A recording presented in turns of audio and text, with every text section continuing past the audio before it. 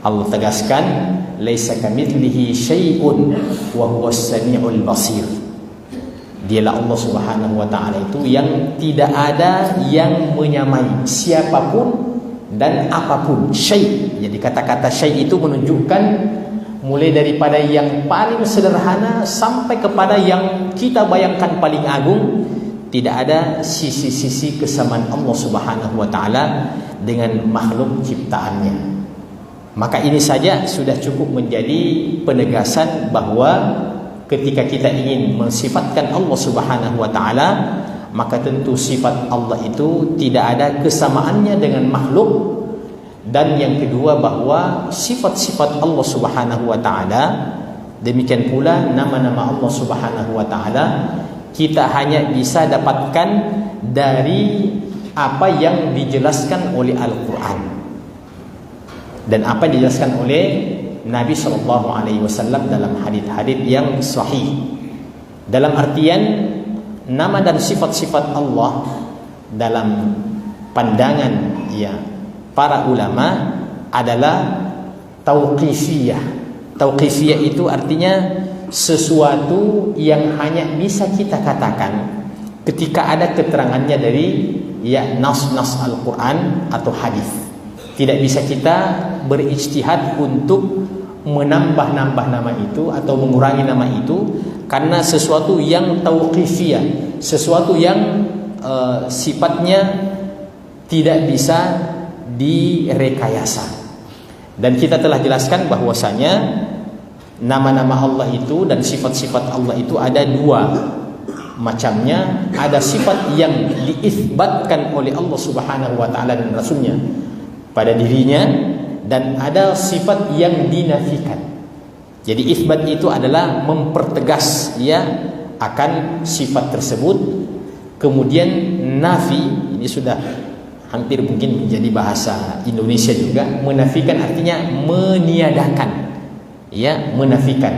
Atau ketika kita mengatakan Allah tidak memiliki sifat seperti itu, namanya menafikan. Nah, dalam surah Al-Ikhlas ini jamaah sekalian, itu langsung kita bisa mengambil contoh isbat. Yang pertama pada ayat Qul huwallahu ahad. Qul huwallahu ahad itu adalah mengisbat, menetapkan akan sifatu ahadiyatillah, menetapkan akan sifat kemahaesaan, kemahatunggalan Allah Subhanahu wa taala. Dan kemahaesaan Allah, kemahatunggalan Allah Subhanahu wa taala itu adalah hakiki. Adalah sesuatu yang hakiki, bukan seperti dalam istilah kita. Jadi makanya al-ahad bukan wahid. Allah tidak mengatakan qul huwallahu wahid, tapi Allah mengatakan qul huwallahu ahad. Karena wahid dengan ahad itu beda. Wahid, mungkin yang biasa dengar itu berbahasa Arab, wahid, itnani, thalasa, sampai 10 lah. Biasanya kita lancar-lancar kok sampai 10 itu. Jadi wahid itu satu. Wahid itu satu. Akan tetapi ketika Allah ingin menegaskan tentang kemahaesaannya, Allah tidak mengatakan wahid, karena wahid itu dia bisa saja berkembang menjadi berapa saja. Jadi wahid ada setengahnya, wahid ada sepertiganya, bahkan wahid ada 1 jutanya. Tapi ahad itu betul-betul hakiki. Karenanya Allah Subhanahu wa taala pada ayat yang ketiga setelah Allahus Samad, Allah langsung mengatakan lam yalid wa lam yulad. Jadi lam yalid wa lam yulad adalah merupakan bentuk penafian tentang sifat yang tidak dimiliki oleh Allah Subhanahu wa taala. Lam yalid artinya Allah itu tidak beranak, tidak berketurunan. Wa lam yulad, dan Allah juga itu tidak dilahirkan. Jadi Allah tidak punya orang tua, Allah tidak punya bapak, tidak punya ibu. Allah juga tidak punya keturunan. Dan penafian yang seperti ini adalah penafian yang harus berdasarkan teks dan nas Al-Quran atau hadis-hadis Nabi sallallahu alaihi wasallam. Kita juga tidak boleh sembarang menafikan Allah itu tidak ini, Allah itu tidak ini, tapi berdasarkan teks. Sekaligus lam yalid wa lam yulad itu adalah penegasan tentang sifat yang ditegaskan pada ayat yang pertama, qul huwallahu ahad. Kalau Allah itu adalah yang Maha Esa, maka tentu saja bertentangan kalau seandainya dikatakan Allah itu memiliki keturunan. Dan karenanya lam yalid wa lam yulad itu adalah sifat menafikan sekaligus menegaskan tentang ayat yang pertama, yaitu sifatu ahadiyatillahi subhanahu wa ta'ala, sifat kemahaesaan Allah subhanahu wa ta'ala. Ya, kita cepat-cepat saja pada surah ini. Kemudian walam yakullahu kufuwan ahad. Ya, walam yakullahu kufuwan ahad, tidak ada yang menyamai Allah, tidak ada yang setara dengan Allah subhanahu wa ta'ala, tidak ada yang mirip-mirip dengan Allah subhanahu wa ta'ala. Mungkin kita mengatakan bahwa kan manusia itu mendengar, manusia itu melihat. Iya, benar bahwa itu adalah sifat kita sebagai makhluk, mendengar, melihat, ya, hidup.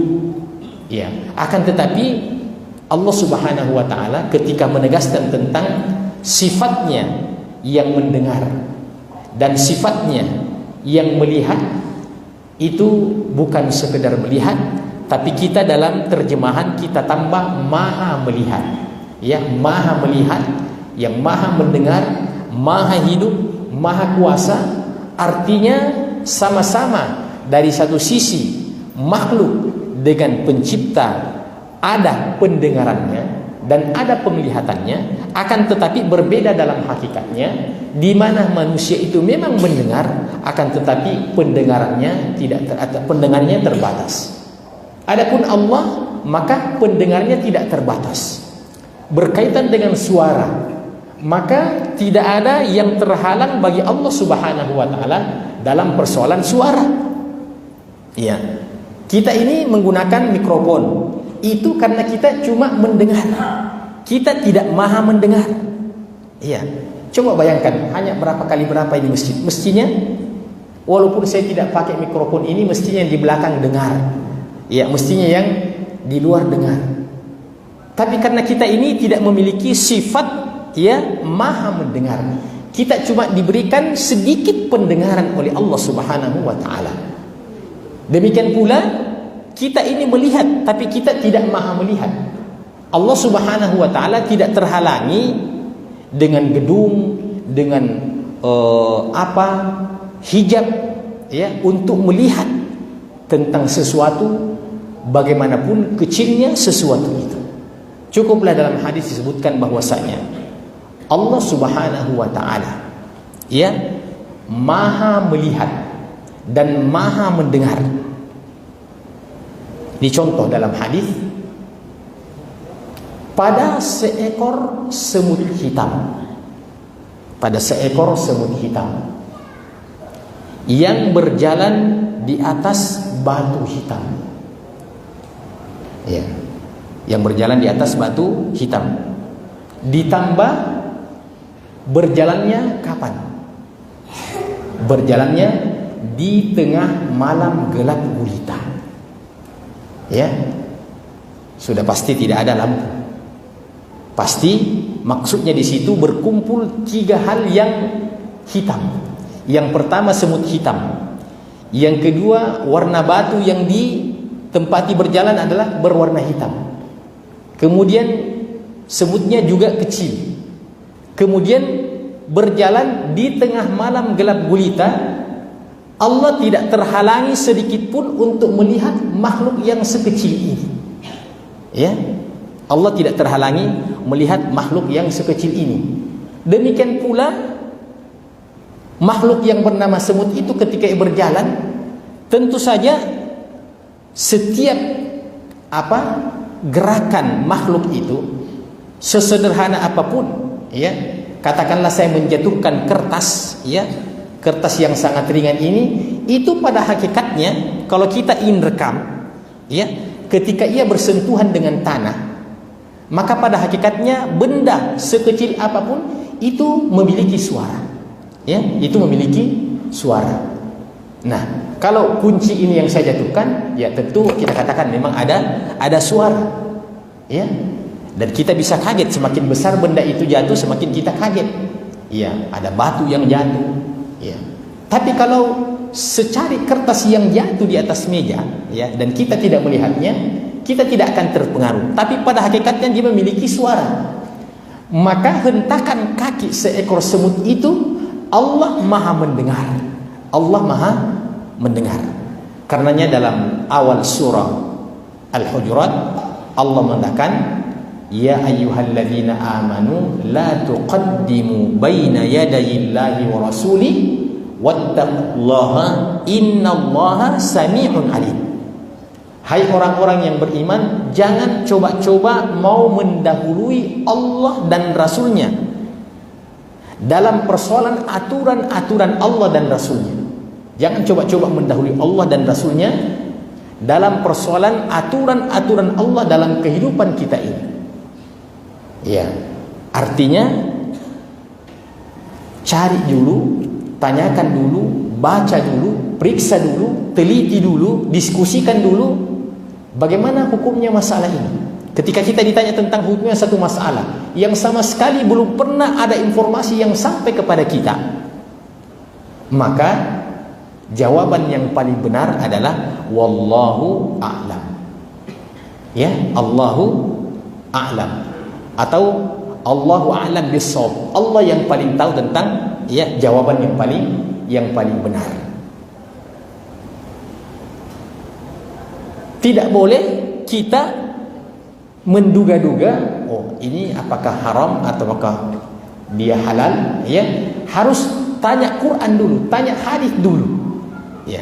Kalau dalam hal ini mungkin kita tidak bisa langsung bertanya kepada Al-Quran karena pemahaman kita dan bekal kita tentang pemahaman tentang Quran itu, ya, kurang.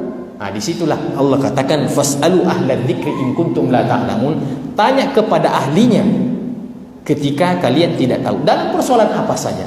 Apatah lagi berkaitan dengan agama, tanya kepada ahlinya, ya.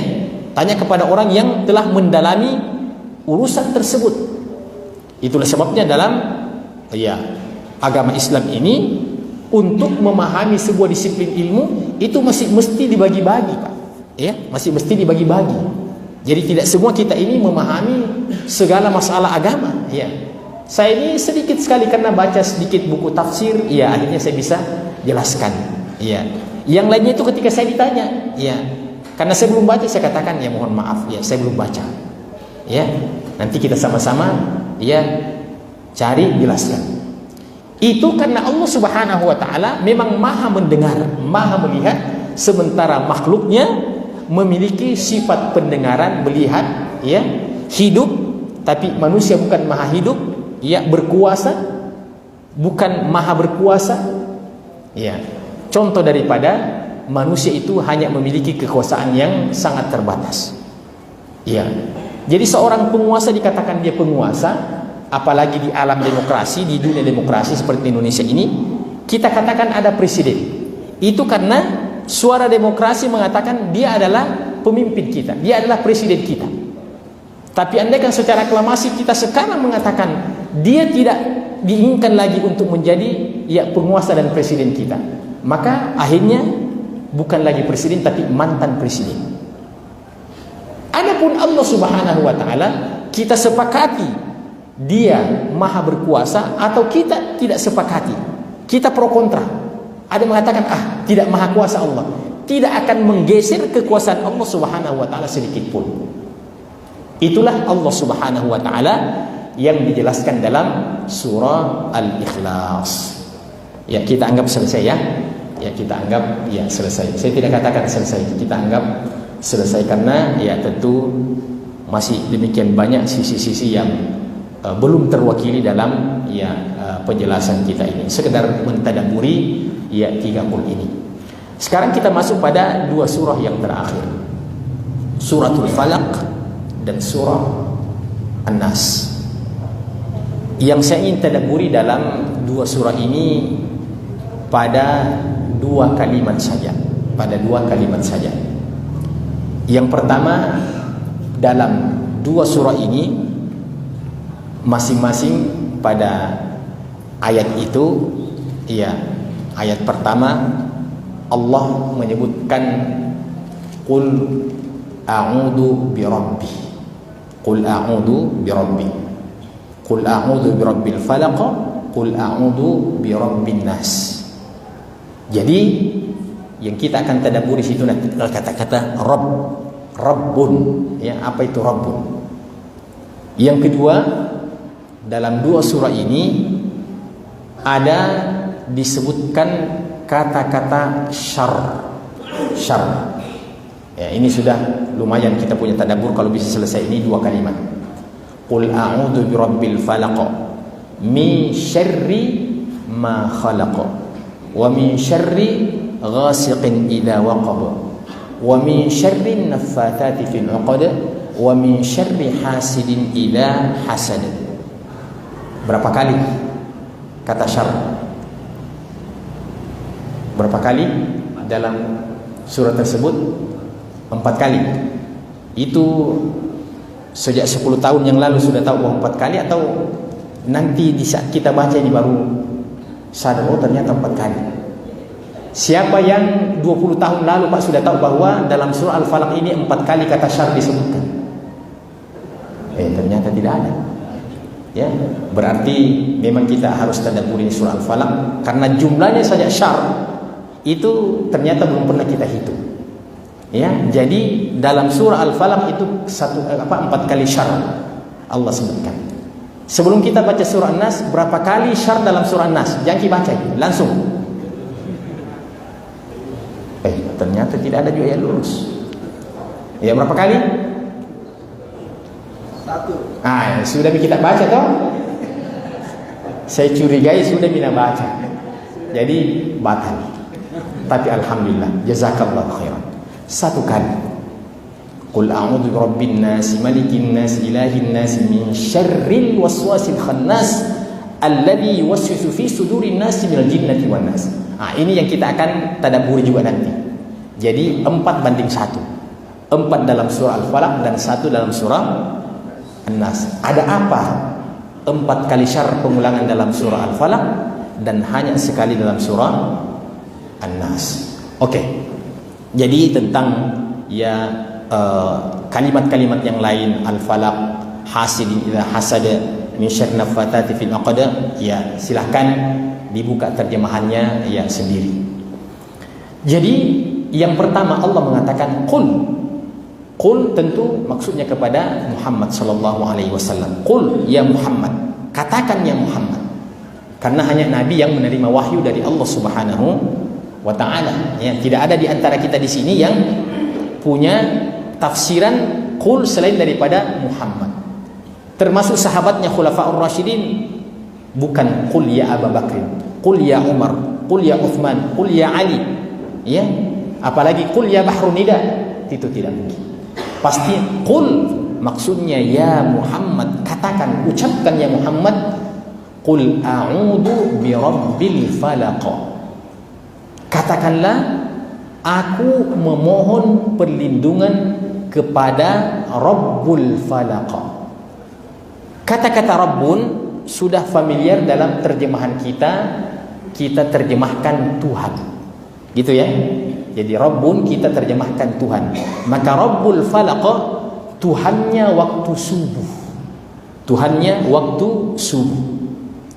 Kemudian qul a'udzu birabbin nas, katakanlah aku memohon perlindungan kepada Tuhannya An-Nas. Apa An-Nas? Manusia. Jadi satu mengatakan Tuhannya waktu subuh, satu mengatakan Tuhannya manusia. Dan itu masih banyak sekali contoh-contohnya dalam Al-Quran. Ya, mulai daripada yang kecil sampai kepada yang kita tidak tahu hakikatnya, bagaimana besarnya dan agungnya Allah sebagai Rabbnya. Iya, umpamanya, ya, Rabbi wa Rabbukallah, Tuhanku dan Tuhanmu adalah Allah Subhanahu wa ta'ala. Demikian pula Allah mengatakan Rabbi Musa wa Harun. Jadi yang Tuhannya waktu subuh dan Tuhannya seluruh manusia itu juga Tuhannya Musa dan Harun. Rabbi Musa wa Harun. Kemudian Rabbus samawati wal ardh. Tuhannya langit dan Tuhannya bumi. Kemudian Rabbul Arsyil Karim, Rabbul Arsyil Majid, Tuhannya Arasy. Tuhannya Arasy. Saya mau tanya Pak, yang mana lebih besar, bumi tambah langit yang 7 lapis itu dan bumi yang 7 lapis ke bawah, ya? Yang mana yang lebih besar dibandingkan dengan besarnya Arasy? Arasy ya, Arasy yang lebih besar. Iya. Jadi perbandingannya antara seluruh alam semesta ini dengan Arasy, dan Arasy itu adalah makhluk ciptaan Allah Subhanahu wa taala. Ar-Rahmanu 'alal 'arsy istawa. Jadi dalam hadis disebutkan bahwasanya perumpamaannya antara langit dan bumi ini dengan seluruh isinya termasuk kita di dalamnya. Kalau kita ingin bandingkan dengan arasy-Nya Allah Subhanahu wa taala, adalah diperumpamakan ada orang yang melempar, ya, katakanlah sebuah cincin, ya, cincin kan bundar, ya, atau apa saja yang kita lemparkan, ya, mungkin melemparkan ban motor lah yang sudah tidak dipakai. Itu kan ketika dia jatuh, ya, di atas tanah, ya, dia akan membuat lingkaran. Maka lingkaran bagian dalam ini yang dimulai dari bahagian luarnya ban itu atau cincin itu, yang bahagian dalam itulah perumpamaan luasnya seluruh langit dan bumi. Itulah perumpamaan luasnya seluruh langit dan bumi. Itulah panjang kali lebarnya langit dan bumi, yang lingkaran bagian dalam itu. Yang mana perumpamaan luasnya arasy itu? Yang di luarnya ban atau cincin itu, yang kita tidak bisa mengatakan sejauh mata memandang, pokoknya kita sudah tidak bisa pandang. Itulah luasnya arasy, besarnya arasy. Sekarang kita ingin membandingkan antara saya dengan besarnya arasy. Jadi kalau langit dan bumi itu tidak ada apa-apanya, tidak ada artinya dibandingkan dengan luasnya, besarnya arasy, maka bagaimana lagi kalau kita ingin membandingkan antara diri kita dengan arasy-Nya Allah Subhanahu wa taala. Iya. Ini apa, daerah Manggala sini ya? Ini daerah Manggala. Saya kasih contoh. Kalau di peta Kecamatan Manggala, apa namanya di sini pas ini? Oh, Moncolloy. Ya, Moncolloy. Maros ya? Oh, berarti kita di Maros ini ya? Masya Allah. Jauh-jauh perjalanan saya dari Goa tadi ke Maros, ya, melewati Makassar, ya. Jadi 3 kabupaten dalam satu kali perjalanan. Jadi ini Moncolloy ini, ya, kalau digambar petanya, tapi Manggala kan Makassar ya. Iya. Ini jadi kalau begitu petanya apa? Petanya kecamatan apa kalau dia ikut dengan Maros? Kecamatan Moncolloy. Ya, ini daerah kita ini, ya. Kalau digambar dalam petanya Kecamatan Moncolloy, ini saya rasa masih kelihatan ini Pak Moncolloy ini. Kelihatan ini Moncolloy. Ya. Kalau sebatas kita cari di peta Kecamatan Moncolloy. Ya. Tapi kalau kita mau cari di peta Kabupaten Maros, mungkin masih terlihat ini Kecamatan Moncongloe, tapi sudah mulai kecil. Ya, sudah mulai kecil. Sekarang kalau kita mau gambar ini Kecamatan Moncongloe di peta Sulawesi Selatan, masih ada kelihatan Pak, kira-kira ini Kecamatan Moncongloe?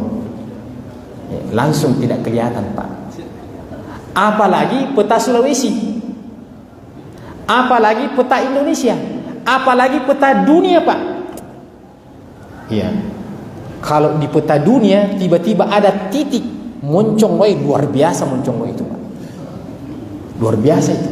Iya. Jadi jangan menganggap bahwa titik itu ya sepele, ya. Titik ya dalam sebuah peta bisa saja sebuah provinsi Pak. Ya. Bayangkan kalau Indonesia ini digambar dalam peta dunia Pak, hanya sebahagian saja, sebahagian kecil saja, ya. Kalau kita pakai kita punya telapak tangan, ya Indonesia itu satu telapak tangan dalam gambar dunia. Nah, bagaimana dengan kita? Yang kalau kita bandingkan dengan bumi, yang kalau kita bandingkan dengan arsy, dan segala-galanya Allah di atasnya lagi, akbar. Makanya Allah itu bukan Allahu kabir. Kalau ada orang salat Allahu kabir, batal salatnya secara hukum fikih, Pak. Batal. Ya, kalau ada orang yang sekali Allahu kabir, ya, harus Allahu akbar. Ya.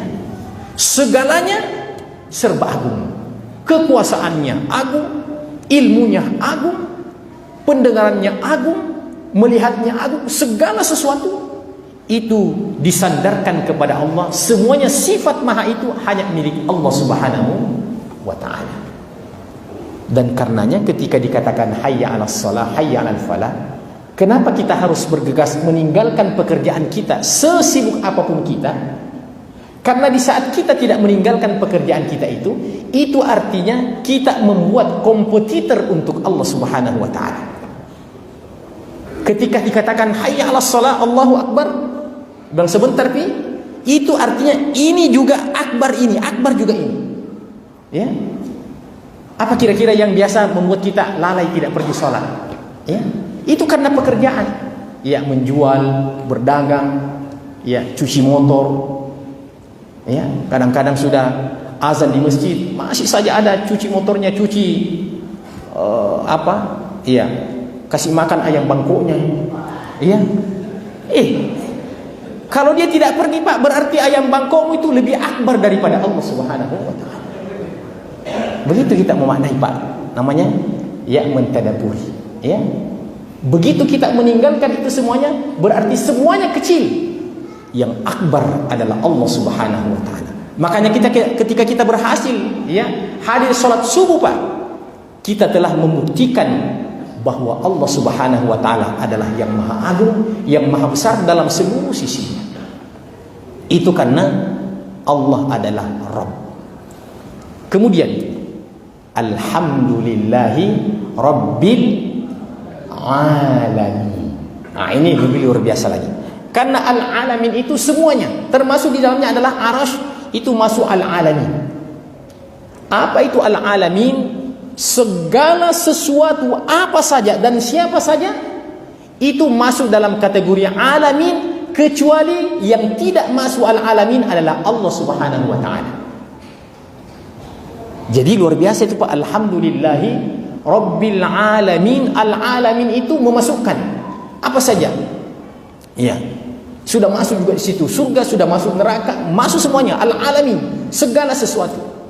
Makanya kita terjemahkan al-alamin, alam semesta. Ya, alhamdulillahi rabbil alamin. Jadi ternyata pemiliknya, penciptanya, perancangnya, pendesainnya, seluruh alam semesta ini, siapa saja dan apa saja, ternyata adalah Rabbul alamin. Luar biasa Pak. Dan apa perbedaan antara Rabbun dengan Ilahun? Ya, dalam surah An-Nas, ada juga ilahin nas. Ini kita punya bahasa Pak, miskin sekali Pak. Karena Rabbun kita terjemahkan juga Tuhan, ilahun kita juga biasa terjemahkan Tuhan. Ilahin nas, Tuhannya manusia. La ilaha illallah, biasa kita terjemahkan tidak ada Tuhan selain Allah. Itu tidak tersingkap perbedaan antara Rabbun dengan ilahun dengan sekedar terjemahan. Itulah sebabnya perlu kita gali apa asal usulnya Rabbun itu dan apa asal usulnya ilahun itu. Ar-Rabbu itu, Ar-Rabb, ya, berasal dari kata-kata Rabba yurabbi tarbiyah. Jadi Rabba itu adalah yang memelihara. Rabba yurabbi, yang memelihara. Dan pemeliharaan Allah Subhanahu wa taala itu memang sempurna. Pemeliharaan Allah Subhanahu wa taala terhadap alam semesta ini itu sempurna, tidak ada yang kurang sedikit pun. Alhamdulillahi Rabbil Alamin. Jadi Rabbul Alamin yang memelihara seluruh alam semesta ini, di mana sebelumnya yang mengadakan, dia ciptakan, kemudian setelah itu dia memelihara. Nah, kalau kita dipelihara oleh ibu bapak kita, ya, kita ini bisa menjadi dewasa begini, itu karena kedua orang tua kita memelihara dengan baik kita. Ya, andaikan ibu kita dulu, ya, pernah membiarkan dia tidak menyusui kita satu hari satu malam Pak, padahal kita masih bayi, ya, sudah lama kita, ya, dibawa, ya, berkalang tanah, kita tidak diketahui, ya. Untunglah orang tua kita karena kasih sayangnya, ya, dia memelihara kita, ya. Sang ibu memelihara kita di rumah, bapak kita keluar, ya, entah kemana, yang penting harus pulang membawa sesuatu untuk anaknya. Tapi pemeliharaan orang tua dengan seluruh kasih sayangnya itu masih jauh dari standar Pak, ya, masih jauh dari standar, masih banyak yang belum terpenuhi. Itu karena memang kita sebagai manusia terbatas kepemilikan yang kita miliki. Adapun Allah Subhanahu wa taala ketika ia memelihara alam semesta ini, maka sempurna pemeliharaannya, dan dia sendiri, dia tunggal esa, ya. Jadi sebentar lagi matahari akan terbit, ya, tepat pada waktunya. Sebentar lagi matahari akan terbit tepat pada waktunya. Itu karena Allah yang memelihara, Allah yang telah merancang itu kapan terbitnya matahari dan kapan terbenamnya matahari. Ya. Jadi tidak usah kita urus-urus itu matahari Pak, bilang, jaga-jaga kau jangan sampai terlambat matahari terbit. Tidak usah diurus-urus. Ada yang mengurusnya, ada yang menjaganya, ada yang mendesainnya. Ya. Tidak usah diurus-urus kapan terbenamnya matahari. Dia akan terbenam sendiri. Ya. Dia akan terbenam sendiri Pak. Ya. Kapan sudah jam 7, ya, di tempat kita Pak tidak terbit matahari, hati-hati. Ya. Tunggu, dia akan terbit dari arah barat. Dan artinya apa? Kiamat sudah datang. Ya, kiamat sudah datang Pak. Kapan matahari sudah mulai terbenam, ya, terbit dari arah barat dan terbenam di arah timur, itu menunjukkan bahwasanya pada saat itu, ya, amalan sudah ditutup, ya. Tidak ada lagi kesempatan untuk kita salat subuh, tidak ada lagi kesempatan untuk kita puasa di bulan Ramadan. Ya, yang kedua adalah ketika nyawa sampai di kerongkongan. Innallaha yaqbalu taubatal 'abdi ma lam yughfir. Allah senantiasa menerima taubatnya seorang hamba sebelum nyawanya, ruhnya sampai ke kerongkongan. Maka di saat kita masih sehat, bahkan masih sakit keras, itu pun masih terbuka pintu taubat bagi siapa yang ingin bertobat kepada Allah Subhanahu wa taala. Jadi bayangkan ini Rabbun Pak. Jadi mulai Rabbul Falaq, Rabbun Nas, Rabbul Arsh, Rabbus Samawati wal Ard sampai Rabbul Alamin. Semua satu. Baik. Kita melihat alam semesta ini yang penuh dengan keteraturan. Iya. Terbit matahari di pagi hari, terbenam di sore hari, kemudian terjadinya pergantian siang dan malam, ya. Jadi kita tidak urus semuanya itu Pak. Ya, biarkan saja. Ya, ada yang mengurusnya sendiri. Iya, pergantian musim ada yang mengurusnya sendiri. Segala sesuatu. Bahkan kita ini termasuk di antaranya bagian daripada yang dipelihara oleh Allah Subhanahu wa taala. Bagian daripada makhluk yang diperhatikan oleh Allah Subhanahu wa taala. Coba, apa organ tubuh kita ini, Pak, yang selama kita hidup, ya, kita tidak pernah perhatikan. Pokoknya dia jalan sendiri. Mau kita bangun, mau kita tidur, dia akan terus berjalan sesuai dengan pemeliharaan Allah Subhanahu wa taala. Tidak pernah istirahat, Pak. Kapan dia istirahat? Hati-hati. Apa itu, Pak? Jantung kita. Jantung kita ini Masya Allah, ya, selama kita hidup, Pak, tidak pernah berhenti. Tidak pernah berhenti, ya. Kalau ada orang yang pernah berhenti, ya, 2 menit saja jantungnya, Pak, sudah pergi beli kain kapan, ya. Sebarkan di medsos, inna lillahi wa inna ilaihi rajiun. Tidak berdetak lagi jantungnya Pak Anu, ya, jangan sebut nama, ya. Ya, pokoknya Pak Anu saja. Ya.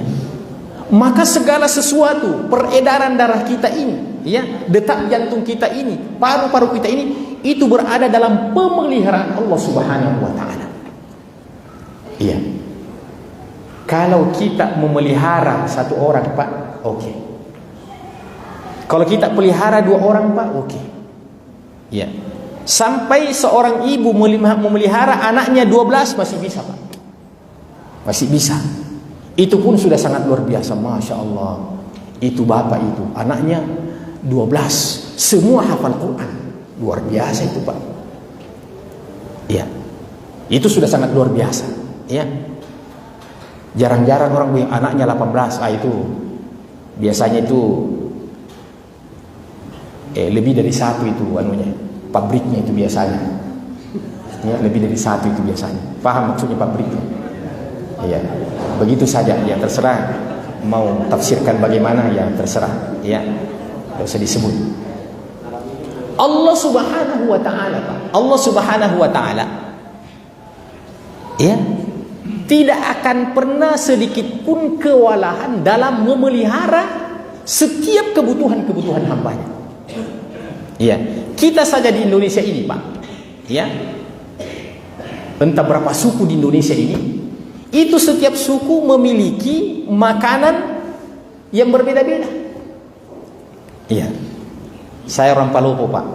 Ada makanan khasnya orang Palopo namanya kapurung. Tapi orang Makassar juga sudah suka. Bahkan seluruh suku sudah suka. Itu hebatnya makanan Palopo, Pak.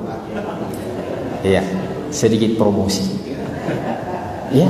Bagaimana lagi kalau kita ingin mengumpulkan bermacam-macam kecenderungan makanan, ya, yang ada di dunia ini, Pak. Saya pernah sekamar dengan Afrika, orang Afrika, saudara kita dari Afrika, Pak. Ya. Itu biasa dia buat makanan itu.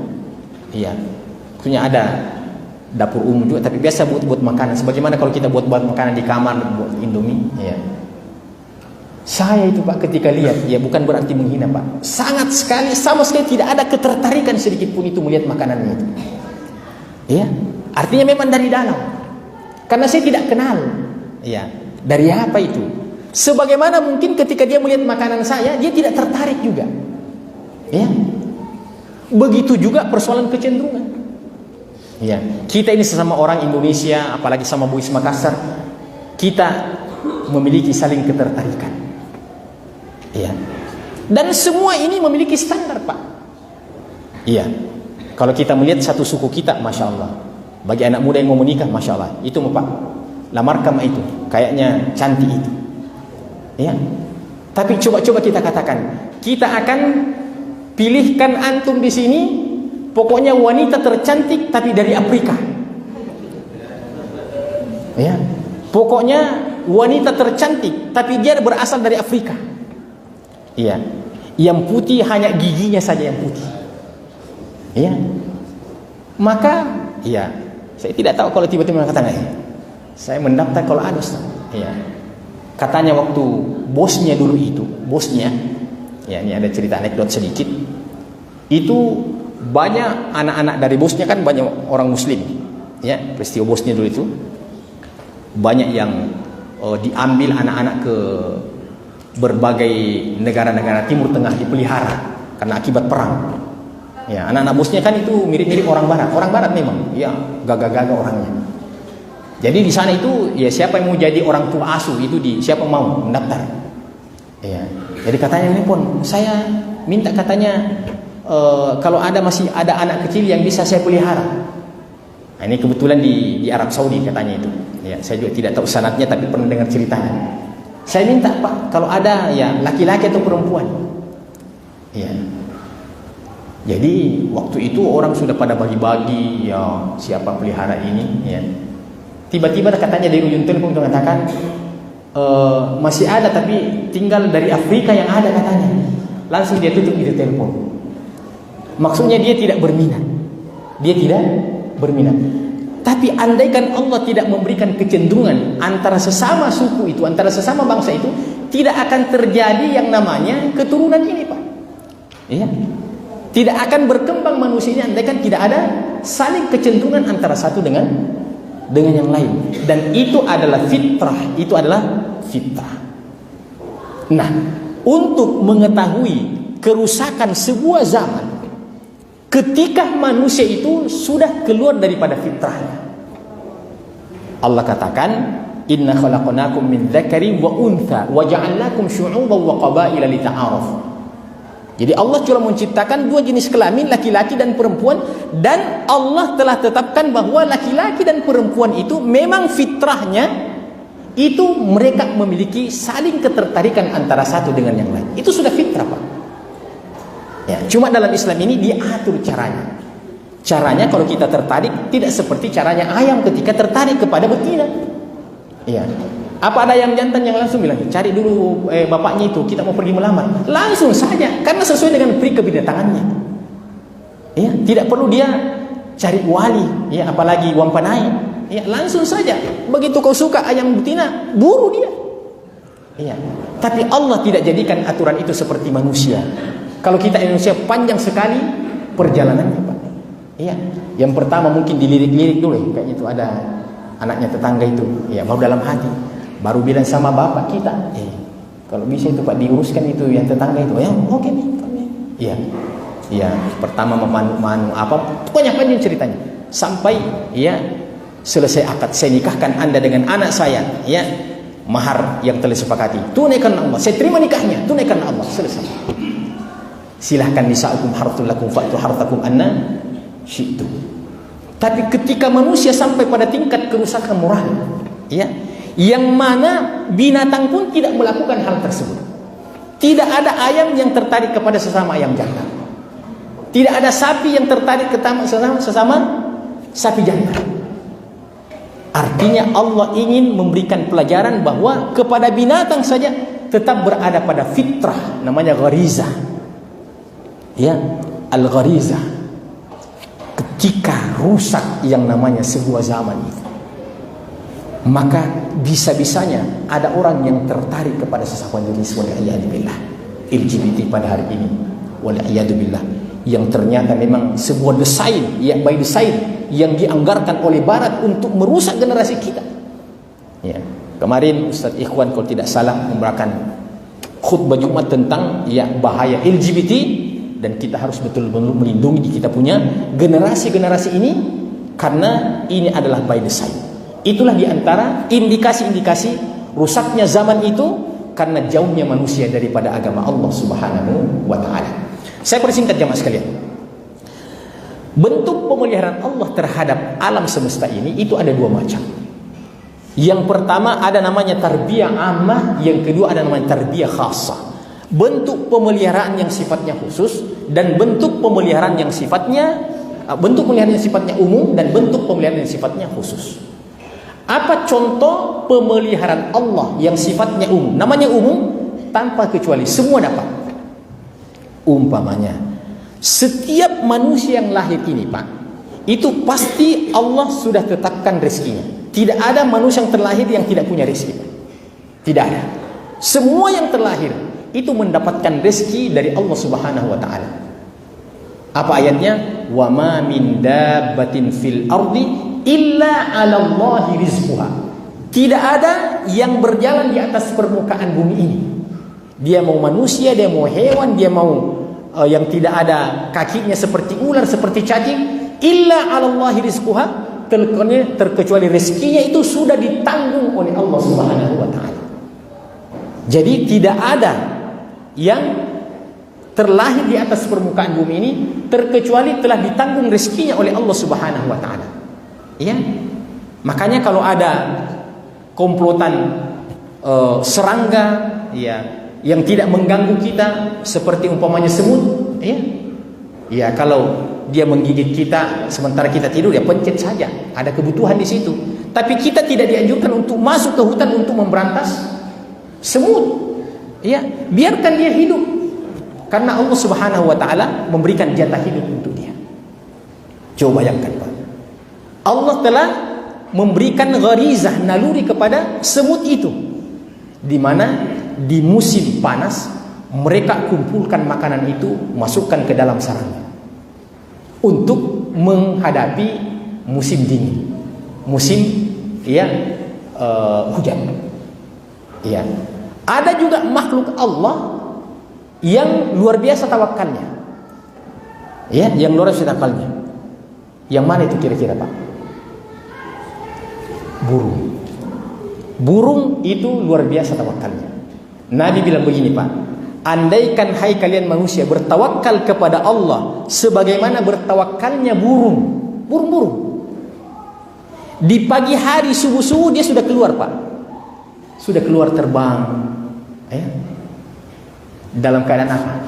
Dalam keadaan kosong perutnya, Pak. Jadi tidak ada burung itu yang keluar, Pak, sudah minum kopi atau makan beroncong baru pergi. Kosong, Pak. Ya, nanti di jalan kita cari beroncong, nanti jalan kita cari kopi. Ya. Bukan berarti bahwa saya pancing-pancing supaya nanti di sana ada di kopinya, insyaallah di sana, Pak, ya. Iya. Iya, jangan sampai tersinggung lagi pengurus masjidnya. Iya. Tapi saya katakan tersinggung bagus yang begitu, Pak. Ya. Di saat dia keluar di pagi hari itu dalam keadaan perut kosong. Tapi di sore hari, mau musim buah, mau musim paceklik, mau musim apa, tidak ada satupun ada kasusnya seekor burung di sore hari, ya tiba-tiba dia kasih main. Kenapa? Tidak dapat ke hari ini, tidak ada, Pak. Coba makanya lihat, perhatikan kalau sore itu berombongan itu pulang itu menyanyi-nyanyi lagi, ya itu artinya dia bahagia, Pak, dia bahagia. Jadi di antara makhluk Allah yang paling tinggi tawakalnya, Pak, yang tidak ada tabungannya itu burung, Pak. Burung. Kalau semut tadi masih menabung. Nah. Dan yang lucunya, Pak, ternyata manusia diberikan akal oleh Allah Subhanahu wa taala, sangat khawatir dalam kehidupannya.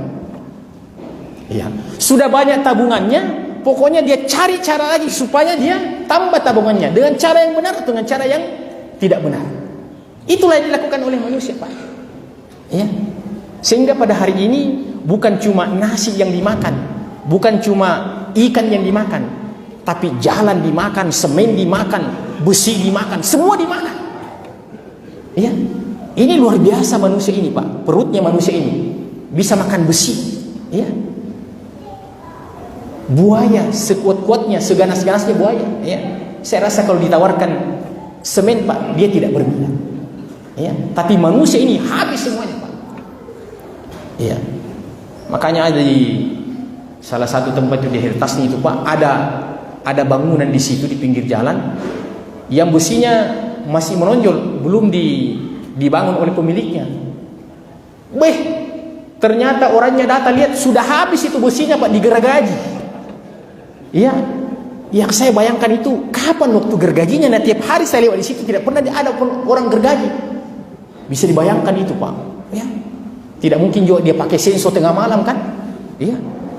Luar biasa itu namanya manusia. Karenanya Allah, Nabi mengatakan, andaikan kalian bertawakal kepada Allah, ya pokoknya yang biasa saja, ya, maka Allah akan memberikan rezeki pada kalian sebagaimana Allah memberikan rezeki kepada burung itu. Ya, sebagaimana Allah memberikan rezeki kepada yang namanya burung itu. Jadi seakan-akan kita disinggung oleh Nabi sallallahu alaihi wasallam bahwa kalian ini seharusnya memberikan contoh kepada makhluk yang lain, tapi justru kita ini harus mengambil contoh dari makhluk-makhluk Allah yang lain itu. Maka semua kita ini mendapatkan pemeliharaan secara umum dari Allah Subhanahu wa taala. Iya. Mau kita belajar tentang bagaimana cara mendapatkan penghidupan lewat pendidikan formal atau tidak, semua dapat, Pak. Iya. Jadi jangan dikira, Pak, bahwa hanya sarjana ekonomi saja yang bisa makan dan minum, Pak.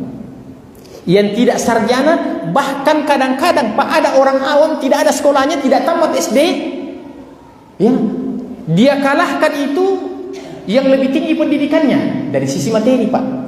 Padahal ini sudah dipelajari bagaimana, ya, dalam ilmu ekonomi begini. Ada orang yang tidak sekolah, Pak, tidak tamat SD, Masya Allah, jalan kali-kalinya. Itu karena memang Allah memelihara manusia ini secara umum, tidak ada di antara mereka yang dibeda-bedakan. Semua Allah kasih. Adapun yang kedua adalah tarbiyatun khassah, pemeliharaan yang sifatnya spesial. Dan ini yang penting untuk kita jelaskan. Yang mana contohnya itu pemeliharaan umum, dan yang mana contohnya pemeliharaan khusus. Kalau saja pemeliharaan umum contohnya, setiap yang lahir ini pasti bisa makan, pasti bisa minum, pasti bisa cari rezeki.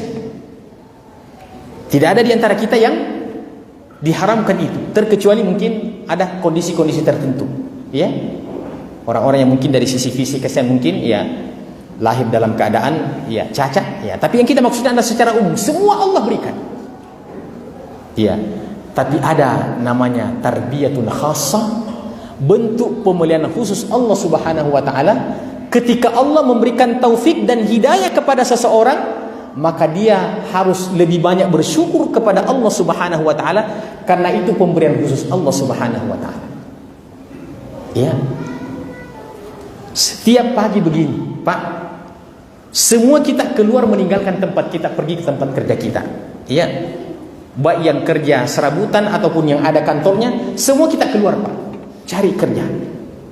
Itu contoh daripada bentuk pemeliharaan umumnya Allah Subhanahu wa taala. Semua kita yang laki-laki ketika dewasa ini, semua kecenderungannya mau menikah. Itu adalah merupakan kebutuhan yang sifatnya umum bagi yang namanya makhluk hidup. Ya, semua. Ya. Bahkan ada laki-laki yang mau menikah lagi. Ya. Bukan cuma menikah, mau menikah lagi. Ya. Ya, tidak usah kita kembangkan itu, sampai di situ saja. Ya. Ya. Akan tetapi, apakah semua makhluk yang bernama manusia itu menemukan jalan untuk sampai di masjid pada setiap waktu sholat?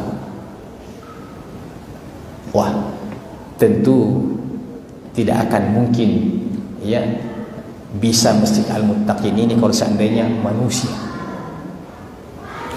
Terus kita keluarkan, terlalu luas kalau kita berbicara tentang manusia. Orang Islam saja kita keluarkan non muslim, karena memang kita tidak harap untuk datang ke masjid, ya.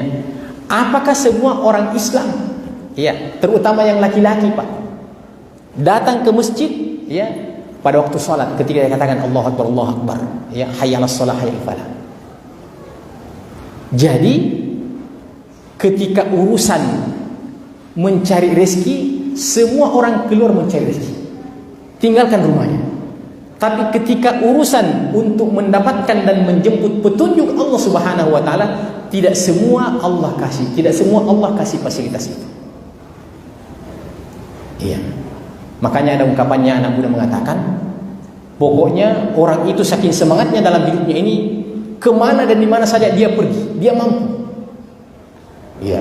Lautan dia seberangi, kemudian gunung dia daki, masjid dia lewati.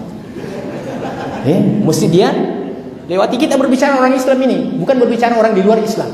Iya. Mau kemana, Pak? Oh, mau ke Jakarta. Berarti melewati lautan kan? Iya. Iya. Mau kemana? Iya. Mau ke Malino. Berarti gunung. Iya. Iya. Mau kemana? Kok kemana saja? Ya. Lagi di mana Pak? Lagi di Jakarta. Wih, masya Allah. Baru-baru tadi pagi di sini, ada di Jakarta. Ya. Di mana Pak? Lagi di Singapura. Jadi semua jurusan dia bisa temukan, semua jalan dia bisa tempuh. Satu-satunya tempat yang dia tidak temukan adalah masjid. Ya. Makanya ada lagi, ya ini semua ilmu di medsos, tidak ada jadi kitab kuning itu. Dia bilang begini di medsos itu, jangan terlalu khawatir ketika kamu kehilangan sandal di masjid. Ya, apalagi kalau sandal jepit, jangan terlalu khawatir. Ya, sampai melapor ke polisi, apa Pak bilang sandal jepitku hilang. Itu terlalu over itu. Beli muka 10.000. Ya. Yang kita pantas khawatirkan ini kalau ada orang yang tidak pernah ditemukan sandalnya di masjid. Ya. Jadi kalau hilang sandal katanya, tidak usah terlalu khawatir, bisa di situ langsung beli, ada nih. Ya. Yang kita mesti khawatirkan adalah ketika tidak pernah ditemukan sekalipun sandal kita di masjid, Pak. Iya. Kebetulan saya tahu itu tanggal saya itu sandal bagus. Iya. Tapi jangan juga tidak ada sandalnya. Jangan juga begitu, Pak. Itu cari-cari kesalahan. Iya. Iya.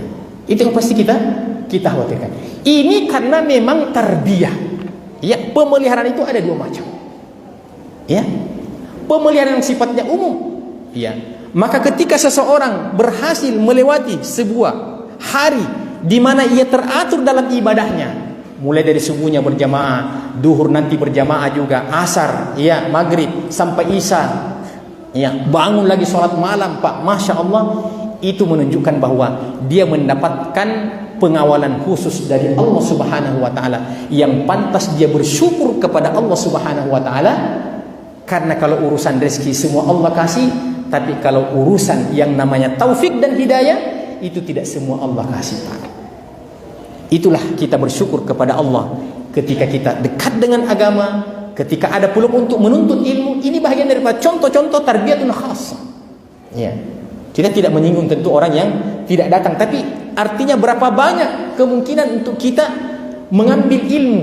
Iya. Bukan saya maksudkan dalam pengajian, tapi dalam pengajian mana saja dan di mana saja. Iya. Ada orang, Pak, masya Allah, kalau urusan nonton buka HP, Pak, ya, YouTube, pokoknya bisa. Ya, kita datang pagi, ya, atau kita lewat pagi, ya, dia masih tetap melotot di HP-nya. Kita lewat jam 10 masih tetap melotot di HP-nya. Ya, seluruh waktu dari pagi sampai sore melotot terus di HP. Dia tahan berjam-jam. Ya, dia tahan menonton film, ya, ya, Korea, itu apalah, ya. Dia bahkan bisa bangun di tengah malam jam 2 kalau ada kesebelasan kesayangannya yang main pada malam itu. Dan ada ceritanya, katanya itu berarti tidak ada sanadnya. Ya, tapi sekedar sebuah pelajaran. Ada orang katanya, Pak, yang sampai talak istrinya itu di musim-musim Piala Dunia. Dia sudah pesan sama istrinya, ya, dia bilang kasih bangun lalu Kak jam 2 malam, ini yang main nanti malam ini. Pokoknya kesebelasan kesayangan saya. Dia tidak dikasih bangun sama istrinya, Pak. Dia talak istrinya paginya saking marahnya, Pak. Ya. Bayangkan itu, Pak. Ya. Tapi dia tidak pernah talak istrinya ketika setiap hari bangun jam 7. Ya, begitu bangun jam 7, apa yang diurus? Boro-boro kesiangan. Apa yang langsung diurus? Langsung kasih makan ayam bangkok. Ya, biasa-biasa saja. Itu menunjukkan bahwa orang tersebut hanya mendapatkan pemeliharaan umum dari Allah Subhanahu wa taala. Dia belum mendapatkan pemeliharaan khusus dari Allah Subhanahu wa taala. Ingat itu, tarbiyatun ammah wa tarbiyatun khassah. Ya, sayangnya waktu kita yang terlalu sempit, Pak. Yang terakhir adalah syar. Dan saya akan singkatkan. Kata-kata syar itu artinya kejahatan. Kejahatan. 4 kali syar yang berkaitan dengan surah Al-Falaq dan 1 kali syar yang berkaitan dengan surah An-Nas. 4:1. Kata para ulama, ya, langsung kesimpulannya, kejahatan, keburukan, ya, musibah. 1 kali syar yang Allah sebutkan dalam surah An-Nas jauh masih lebih berbahaya dibandingkan 4 kali syar yang Allah sebutkan dalam surah Al-Falaq. Ya, jadi kan syar itu kejahatan, ya, keburukan, sesuatu yang kita tidak inginkan. Qul a'udzu birabbil falaq. Katakanlah aku berlindung kepada Allah, ya, Tuhan yang menguasai waktu subuh. Min syarri ma khalaq, dari keburukan seluruh makhluk yang Allah Subhanahu wa taala ciptakan. Jadi makhluk Allah yang Allah ciptakan ini tidak semuanya baik, Pak. Ya, tidak semuanya baik. Ya, ada di antara mereka yang jahat, yang buruk. Ya, ini dalam bulan Ramadan saja ini berapa kali saya lihat di medsos itu terjadi pembunuhan di mana tuh, di Antang, di mana, di blok 10, di mana kayak itu. Iya, bayangkan itu. Ya, min syarri ma khalaq wa min syarri ghasiqin idza waqab. Dan dari kejahatan malam ketika sudah masuk waktunya malam. Wa min syarri naffatsati fil 'uqad. Dan dari kejahatannya wanita tukang sihir yang meniupkan kebuhul-buhul. Ya, sihir-sihir yang dia buat. Wa min syarri hasidin idza hasad. Dan dari kejahatannya orang yang hasad, ya, ketika dia hasad. Nah, pertanyaannya di situ, kenapa yang disebutkan di situ semuanya berkaitan dengan waktu-waktu gelap? Qul a'udzu birabbil falaq, waktu subuh itu masih gelap. Wa min syarri ghasiqin idza waqab, ya, itu masuk waktu malam, ya. Kemudian wanita, apa kaitannya dengan wanita? Karena biasanya orang, ya, melakukan kejahatannya itu pada waktu malam. Ya, waktu malam. Dan biasanya orang melakukan itu karena hasad atau karena ada pesanan. Karena di waktu malam itu secara fisik memang adalah waktu-waktu yang kemungkinan terjadi musibah. Makanya kalau kita katakan ada pencuri, biasanya itu pencuri itu malam biasanya. Walaupun pada hari ini pencuri juga sudah tidak membedakan. Ya, mau malam, mau siang, mau pagi, pokoknya kalau ada waktu tidak perlu menunggu malam. Ya, semakin canggih juga, ya, para pencuri pada hari ini, Pak. Ya, iya. Di waktu malam terjadi, ya, binatang-binatang buas. Ya, mungkin kalajengking, mungkin ular, ya. Termasuk diantaranya malam-malam itu biasa tikus-tikus yang menggerogoti daripada makanan-makanan yang masih tersisa itu masuk semuanya dalam kategori syarr, ya, keburukan yang kita tidak inginkan. Jadi maksud saya, Pak, bahwa andaikan kita bisa mengamalkan ini surah Al-Falaq dan dibarengi dengan keyakinan, maka sesungguhnya kita tidak perlu membeli obat nyamuk, kita tidak perlu membeli racun tikus, karena itu sudah masuk di dalamnya min syarr, dari seluruh kejahatan makhluk yang Allah Subhanahu wa taala ciptakan tanpa kecuali.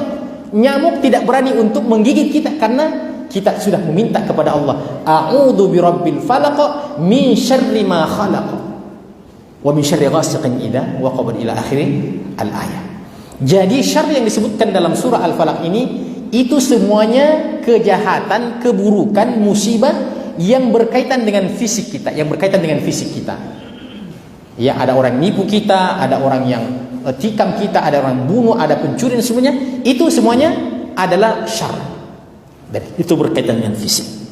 Adapun syarr yang Allah sebutkan hanya sekali dalam surah An-Nas, min syarril waswasil khannas alladzi yuwaswisu fi sudurin nas minal jinnati wan nas. Siapa yang Allah sebutkan pertama? Minal jinnati, dari golongan jin, setan, yang membisikkan kejahatan itu ke dalam dada manusia. Sangat halus sekali, ya, sangat halus sekali. Kan biasanya kalau malam itu kita bangun, Pak, ya, kita sudah bangun kencing, ya, termasuk diantaranya, ya, saya biasa mengalami itu, bangun kencing, ya, sudah jam 2 kita bilang, ini kan kalau mau sholat malam ini masih panjang sekali, ya, saya berwudu atau saya tidur kembali. Nah, situ terjadi sebuah peperangan, Pak. Ya, tidur, wudu, tidur, wudu. Akhirnya tidur.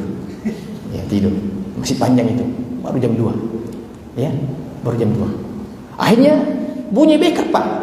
Ya, sudah jam 3. Sudah jam 3. Bilang, jam 3. Kalau jam 3 sampai jam 4 itu artinya masih lebih 10 rakaat itu kalau saya mau.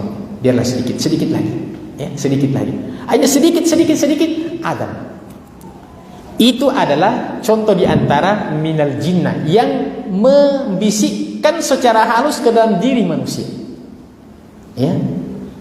Makanya dikatakan min syarril waswasil khannas. Al-khannas itu adalah makhluk yang ketika kita berzikir dia akan jauh, tapi ketika kita lupa berzikir dia akan mendekat.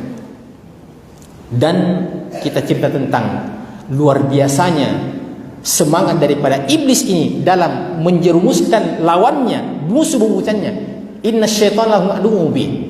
Diperumpamakan adalah seperti sebuah rumah orang kaya, yang mana rumah tersebut ada satpamnya, ada penjaganya, kemudian pintu-pintunya itu ditutup rapat. Kemudian ada pencuri yang datang. Ketika pencuri yang datang ini melihat, ya, survei, wah kayaknya tidak ada kemungkinan untuk bisa masuk ini rumah ini malam. Kenapa? Ada satpamnya, ya, bahkan ada anjing herdennya lagi di dekat pintu. Ya, bagaimana masih bisa didekati?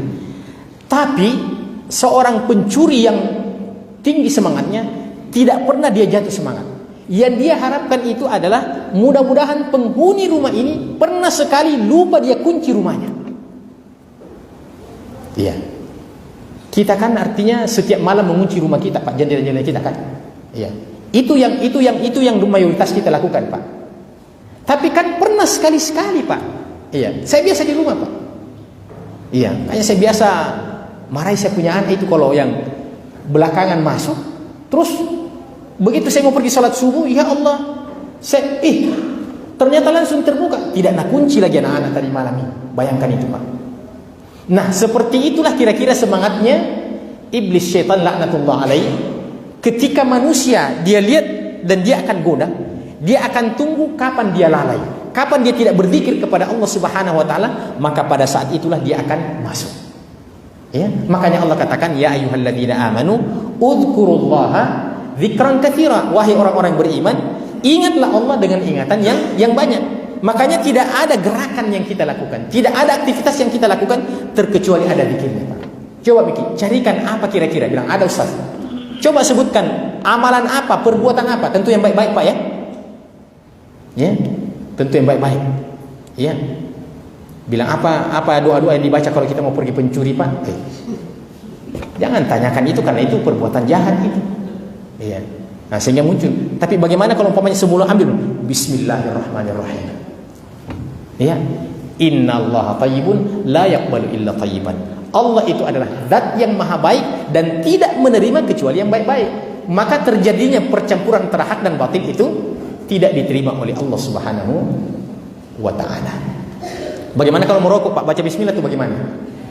Nah, saya juga tidak tahu ini dijawabnya sampai sekarang karena itu rokok tidak ditahu makanan kah atau minuman kah. Nah, yang masuk ke dalam mulut itu kan dua saja, Pak. Ya, makanan atau minuman. Manakala ada sesuatu yang antara makanan dengan minuman, berarti paling minimal dia syubhat. Paling minimal dia syubhat. Coba kita lihat, Pak.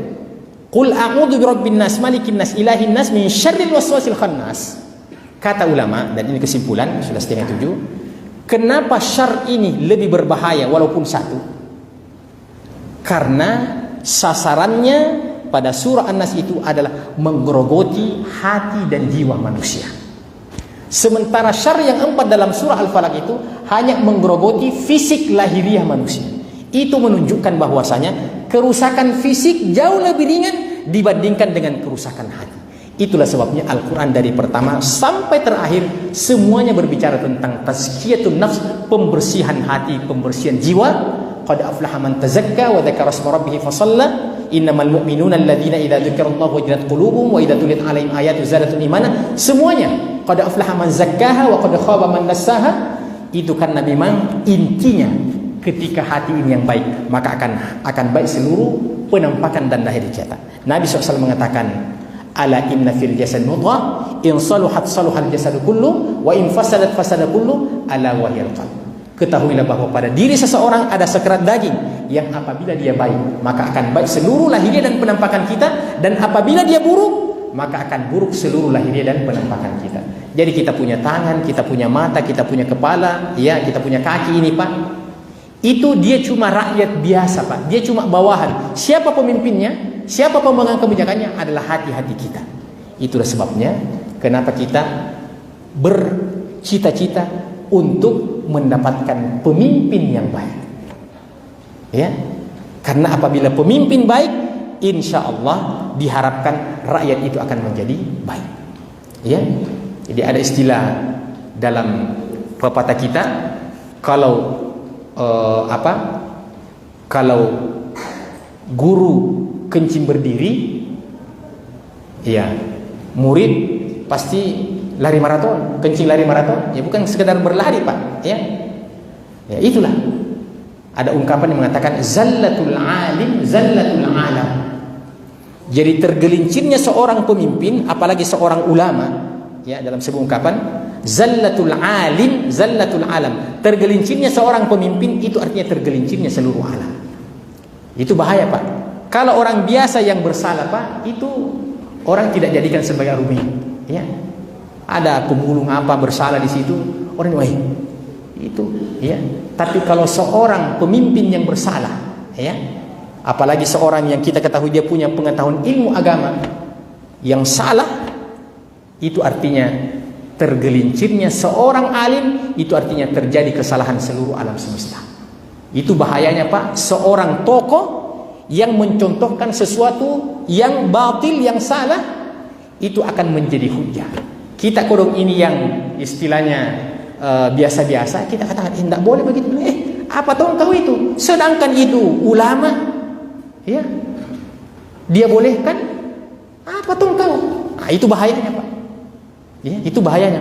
Karenanya di hari kemudian kelak nanti ada orang yang datang pada hari kiamat itu akan mempertanggungjawabkan daripada ilmunya. Karena ulama itu, pemimpin itu adalah merupakan contoh dan suri teladan bagi setiap yang ada di tempat itu. Ketika ia melakukan kesalahan, apatah lagi dengan kesalahan yang sifatnya diprogramkan, maka itu luar biasa, ya, dosanya di sisi Allah Subhanahu wa taala. Demikian jemaah sekalian, ya, 3 qul yang 2 pertemuan kita telah sampaikan, ya, kita anggap selesai, ya, kita anggap selesai, ya. Insyaallah mungkin ada lagi narasumber yang lain yang bisa, ya, menambah, ya, wawasan kita tentang 3 qul ini. Itu memang Al-Quran adalah bagaikan air zam-zam yang tidak akan mungkin pernah dia kering. Semakin digali, semakin kita menemukan inspirasi dalamnya. Dan itu bagian daripada mukjizat Al-Quran sepanjang zaman, yang selalu sesuai dengan zaman, kapan dan di mana saja. Subhanakallahumma bihamdika asyhadu an la ilaha illa anta astaghfiruka wa atubu ilaik. Wa akhiru da'wana alhamdulillahi rabbil alamin. Wassalamualaikum warahmatullahi wabarakatuh.